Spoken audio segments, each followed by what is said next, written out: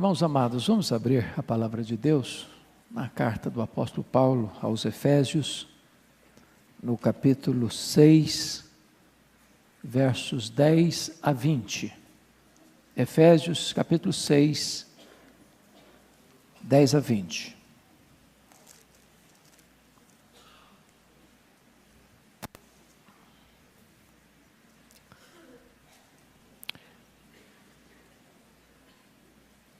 Está escrito: quanto ao mais, sede fortalecidos no Senhor e na força do seu poder. Revesti-vos de toda a armadura de Deus, para poderdes ficar firmes contra as ciladas do diabo. Porque a nossa luta não é contra o sangue e a carne, e sim contra os principados e potestades, contra os dominadores deste mundo tenebroso, contra as forças espirituais do mal nas regiões celestes. Portanto, tomai toda a armadura de Deus, para que possais resistir no dia mau, e depois de terdes vencido tudo, permanecer inabaláveis. Estai, pois, firmes, cingindo-vos com a verdade, e vestindo-vos da couraça da justiça. Calçai os pés com a preparação do evangelho da paz, embraçando sempre o escudo da fé, com o qual podereis apagar todos os dardos inflamados do maligno. Tomai também o capacete da salvação e a espada do Espírito, que é a palavra de Deus, com toda oração e súplica, orando em todo o tempo no Espírito, e para isto vigiando com toda perseverança e súplica por todos os santos, e também por mim, para que me seja dada no abrir da minha boca a palavra, para com intrepidez fazer conhecido o mistério do Evangelho, pelo qual sou embaixador em cadeias, para que em Cristo eu seja ousado para falar, como me cumpre fazê-lo. Amém. Eu queria pensar de forma breve com vocês sobre o tema: por que nós precisamos do fortalecimento do poder? O apóstolo Paulo chegou em Éfeso na sua terceira viagem missionária. Esta era uma grande metrópole, na época com mais de 300 mil habitantes, a capital da província da Ásia Menor. Esta cidade era um centro de adoração pagã, porque ficava nesta cidade o templo da famosa, conhecida e proclamada deusa dos Efésios, Diana. O templo de Diana era uma das 7 maravilhas do mundo antigo, 4 vezes maior do que o Partenon de Atenas. Os nichos do templo desta deusa Diana eram o principal produto do souvenir, do comércio, para as pessoas que chegavam e saíam daquela grande metrópole.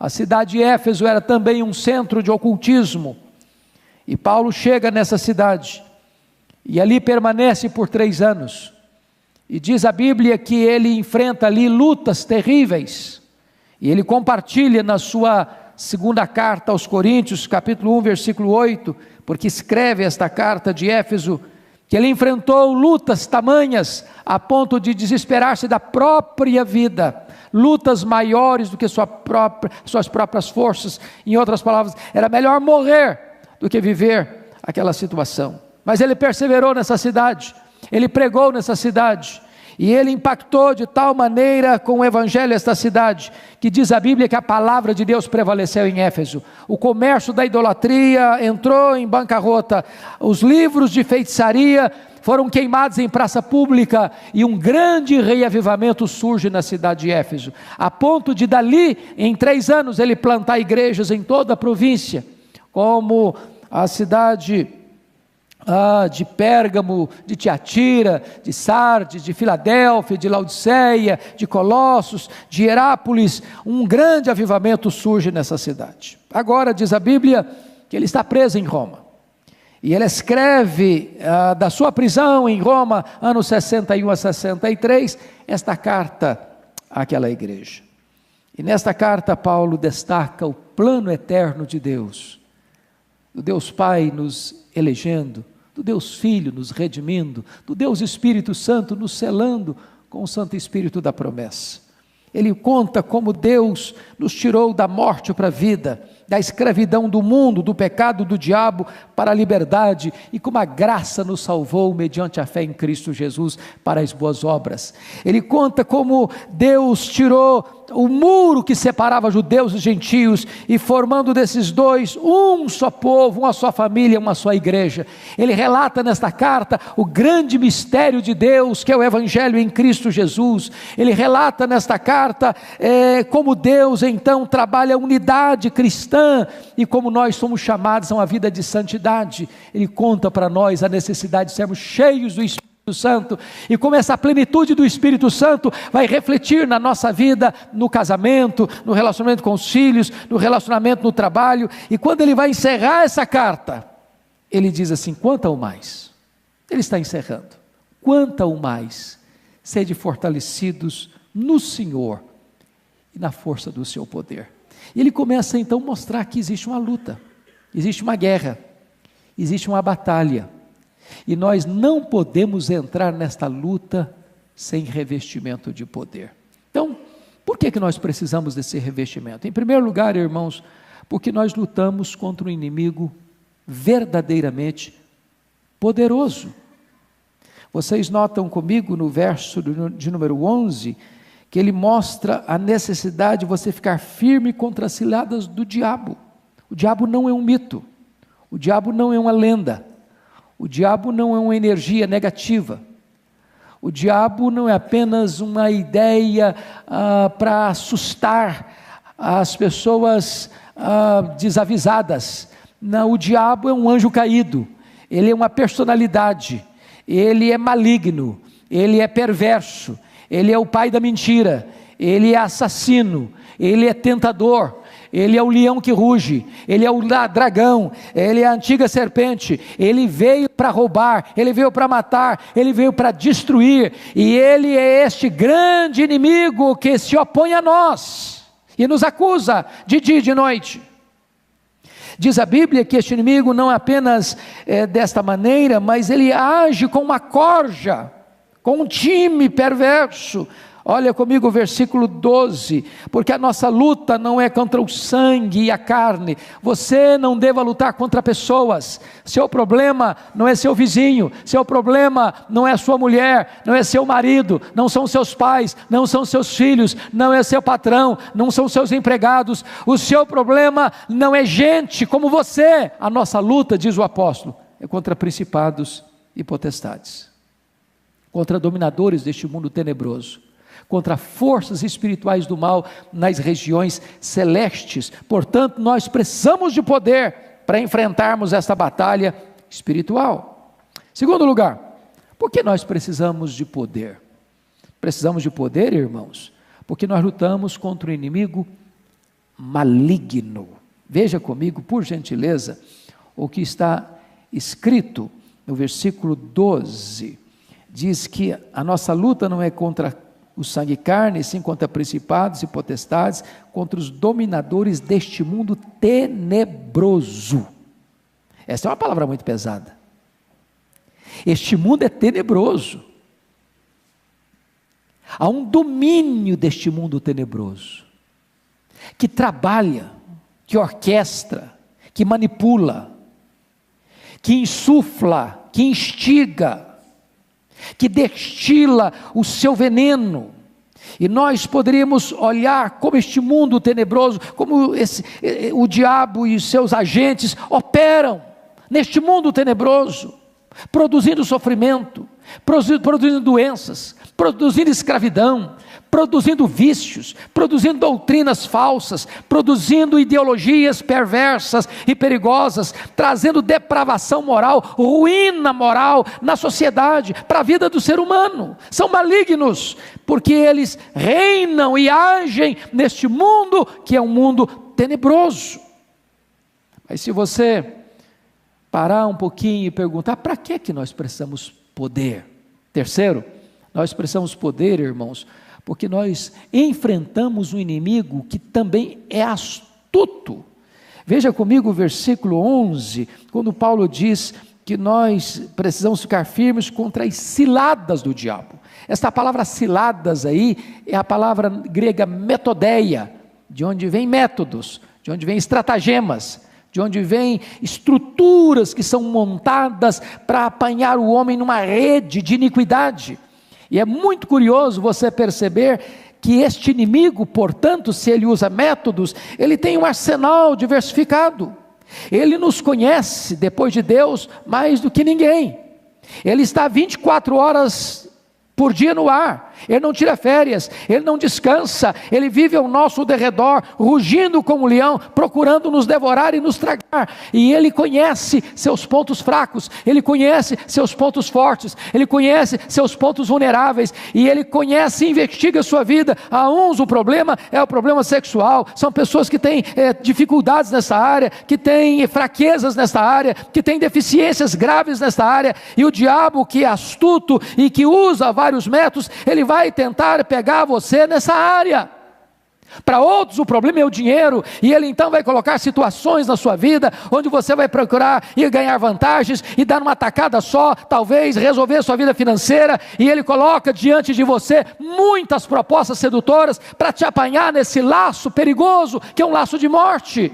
Para outros é a vaidade, é o poder, é o glamour, é a vaidade, é a soberba, é o orgulho, e ele investiga cada um, ele tem um método diferente para cada um, ele usa armas diferentes para cada um, ele usa um método e uma estratégia diferente para cada um, e diz a Bíblia que ele é astuto, e nós não podemos ignorar os seus desígnios.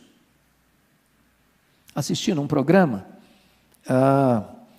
Ronaldo Lidório contando para mim, desse programa dos animais, e tem tantos que às vezes a gente fica até com pena das vítimas, né? Onde um leão ou um outro animal mais forte parte para cima da sua presa, e ela tenta escapar, mas não consegue. E então alguns estudiosos foram examinar por que os leões estavam atacando os búfalos, e procuraram conhecer por que isso.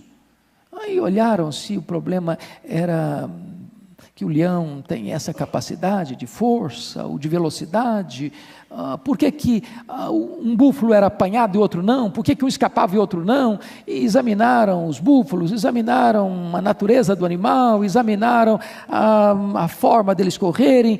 Depois de muita investigação chegaram a uma conclusão, examinando a carcaça dos búfalos que foram apanhados. É que os leões atacavam com sucesso os búfalos fracos e doentes. Esses não conseguiam escapar. Meus amados irmãos, o diabo é astuto, e ele vai exatamente pegar aqueles que estão fracos na fé. Você precisa parar para examinar a sua vida. Se tem flanco aberto, se tem brecha, se você está dando lugar ao diabo, se você está flertando com o pecado, se você está flertando com o mundo, se você está fragilizado em alguma área da sua vida, permitindo que esse inimigo avance sobre você, e você então, incapacitado, fragilizado, não consegue resistir. Por isso Paulo ora, escreve e diz o seguinte: vocês, irmãos, precisam ser fortalecidos com poder. Não entrem nessa guerra de cara limpa, não entrem nessa guerra sem armas espirituais. Mas notem comigo, amados irmãos, quarto lugar, por que nós precisamos de poder? Nós precisamos de poder porque existe o que a Bíblia chama de dia mau. Existe essa questão de você lutar contra um inimigo que pressiona você. Olha comigo, por gentileza, o que é que Paulo escreve aqui no versículo de número 13. Portanto, tomai toda a armadura de Deus para que possais resistir no dia mau. Esse dia existe. É o dia da prova. É o dia do vale escuro. É o dia da angústia. É o dia do fogo aceso da tentação. É o dia que você acorda e parece que o mundo desaba sobre a sua cabeça. É o dia que você questiona se você é salvo mesmo ou não. É o dia que você deixa margem na sua mente para pensar: será que vale a pena ser fiel a Deus? É o dia que o seu corpo é assolado por uma doença. É o dia que você enfrenta uma crise na sua vida conjugal, familiar, econômica. É o dia em que há uma ordem lá nas regiões celestes: ataque esse indivíduo com toda a fúria, com todo o arsenal pesado. E se você não tiver discernimento espiritual, nesse dia mau, você pragueja, nesse dia mau, você mente, nesse dia mau, você se ira, nesse dia mau, você peca, nesse dia mau, você se capitula.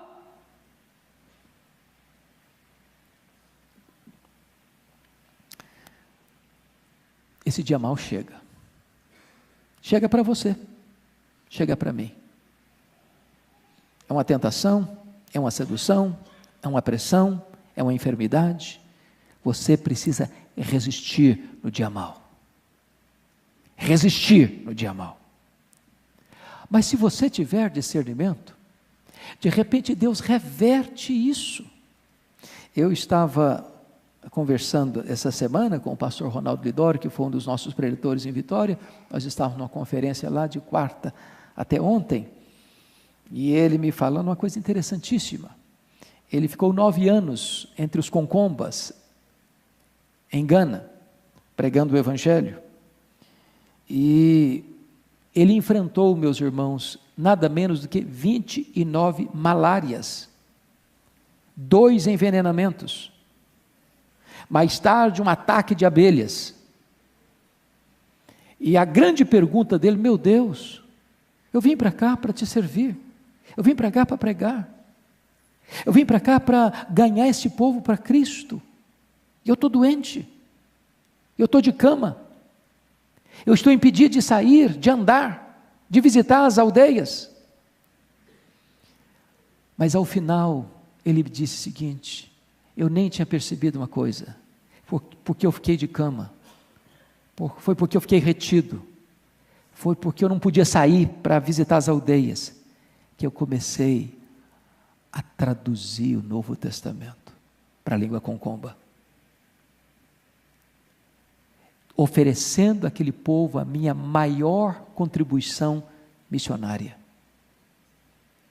Se você parar para perceber, Paulo está preso, ele não pode visitar as igrejas, e porque não pode visitar as igrejas, diríamos, é o dia mau, ele está algemado, ele está preso, é que ele começa a escrever, e por isso nós estamos hoje estudando essa carta, trazendo para nós uma exortação oportuna e pertinente.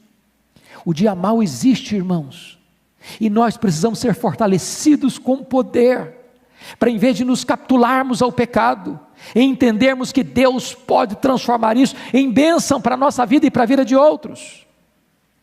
Precisamos de poder. Por que, irmãos, precisamos de poder? Quinto lugar, nós precisamos de poder porque lutamos contra um inimigo que não desiste. Olha comigo o versículo 13 ainda, quando Paulo diz assim: portanto tomai toda a armadura de Deus para que possais resistir no dia mau, e depois de teres vencido tudo, não alguma coisa, não a metade da luta, não 95% da luta, depois de teres vencido tudo, aí tira férias, aí ensarilha as armas, aí dá uma descansada e relaxada? Não, diz ele, e depois de teres vencido tudo, permanecerem inabaláveis. Irmãos, essa luta não acaba. Esse inimigo é astuto, ele articula novos métodos, ele usa novas armas, ele levanta outras pessoas como instrumento dele. Foi o que ele fez com Jesus no deserto. Jesus o venceu, o primeiro round, segundo round, terceiro round, venceu a luta, mas diz Lucas 4,13, até momento oportuno, e ele voltou com novas armas, com novas estratégias, com novas ciladas, com novas propostas, usando novas pessoas. Nós precisamos nos acautelar, porque você nunca é tão vulnerável como quando depois de uma grande vitória. Por que nós precisamos de revestimento de poder, irmãos? Sexto lugar, nós precisamos de revestimento de poder, porque esta luta é espiritual e nós não podemos vencer usando armas carnais. Se você olhar comigo os versículos 14 a 17, está escrito aí que você precisa de se equipar. Notem que depois de nos ensinar no verso 11 a revestirmos de toda a armadura de Deus, a partir do versículo 14, ele começa a descrever as peças desta armadura. Primeiro, você precisa do cinto da verdade. O cinto era a peça que segurava todas as outras peças da armadura. Sem verdade, é impossível você vencer. Depois ele diz assim, versículo 14, você precisa vestir a couraça da justiça. Você não pode entrar nessa luta fiado na sua própria justiça. Você precisa da justiça de Cristo. Terceiro, você precisa, versículo 15, calçar os pés com a preparação do Evangelho da Paz. Você precisa estar com os seus pés firmados. E a única maneira de você caminhar firme é anunciando o Evangelho. Não outras ideias, não outras doutrinas, mas o Evangelho. Quarto, olha comigo, versículo 16. Embraçando sempre o escudo da fé, com o qual podeis apagar todos os dardos inflamados do maligno. E Paulo está usando a figura que ele conhecia das guerras. Daqueles lançadores, dos flecheiros, que armavam um exército aqui, o outro do outro lado, e daqui para lá, se lançava com catapulco, as flechas de fogo, e isso era um perigo, porque incendiava o acampamento do inimigo. Ele diz, você botar o escudo da fé que cobria todo o corpo, essa flecha de fogo chega e bate e se apaga, é a fé. O inimigo vem e põe dúvida no seu coração, ele vem e tenta você ao pecado, ele vem e seduz você, ele vem e pressiona você, ele vem e tenta você, e você põe o escudo da fé, e quando essa tentação chega, esse dardo chega, ele é apagado. O que mais você precisa? Confira comigo o versículo 17. Tomai também o capacete da salvação. O capacete protege a cabeça.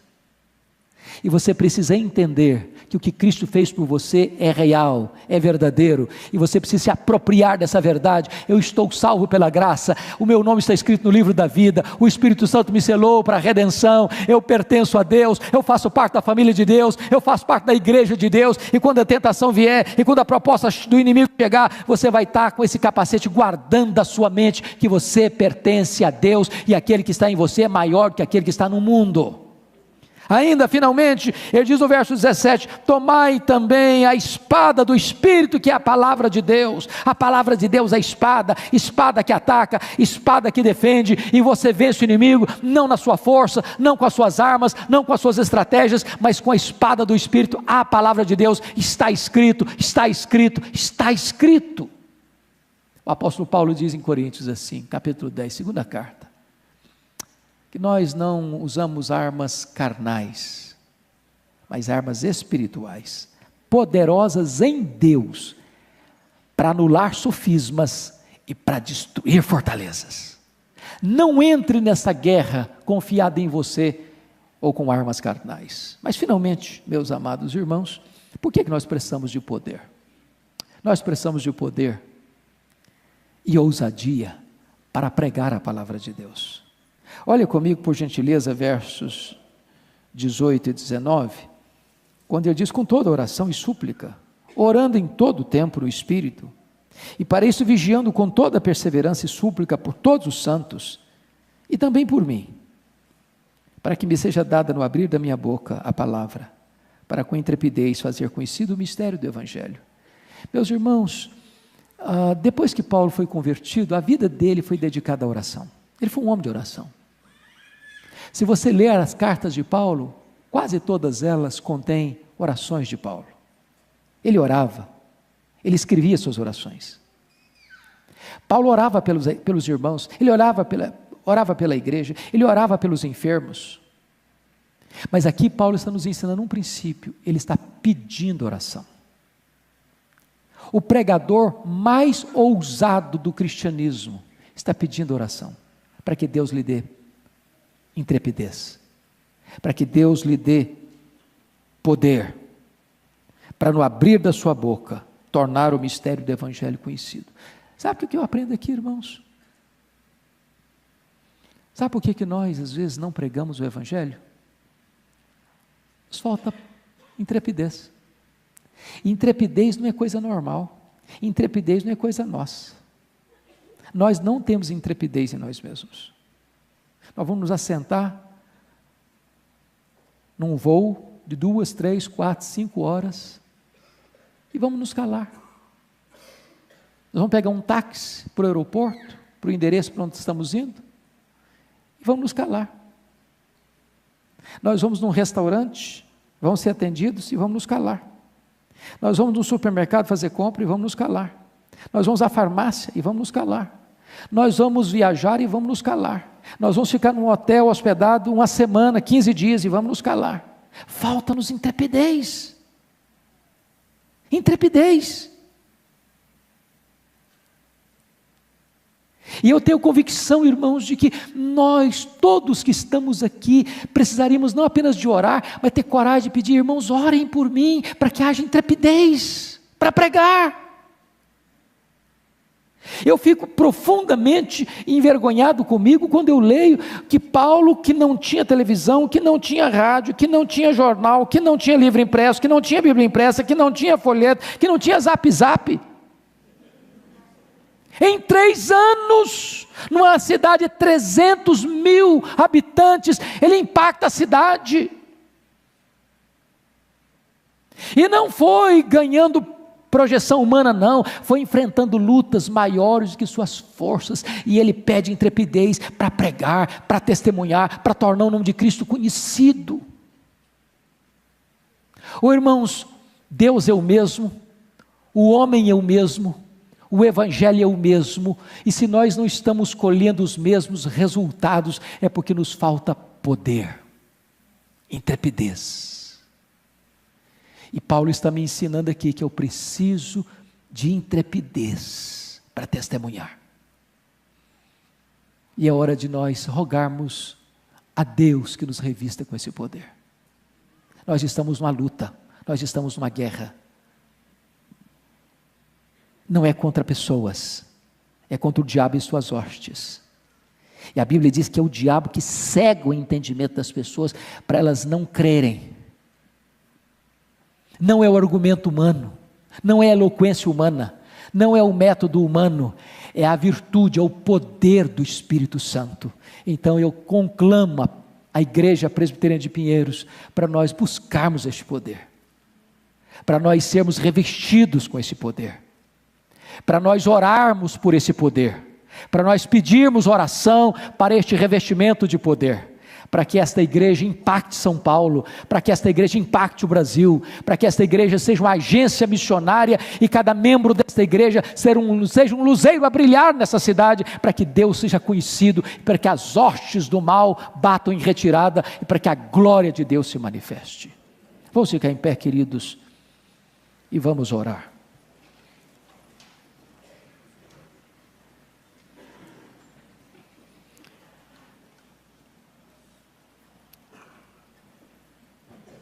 Deus, nós estamos diante de uma grande batalha,